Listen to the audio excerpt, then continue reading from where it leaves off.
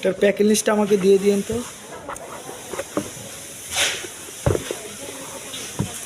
Sample কোথায় রাকিব ভাই?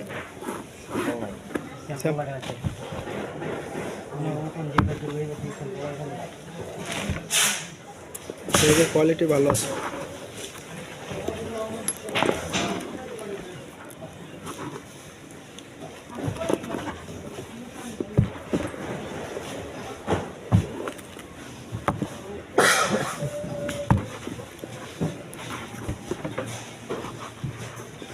স্যাম্পলগুলো দিয়েছিল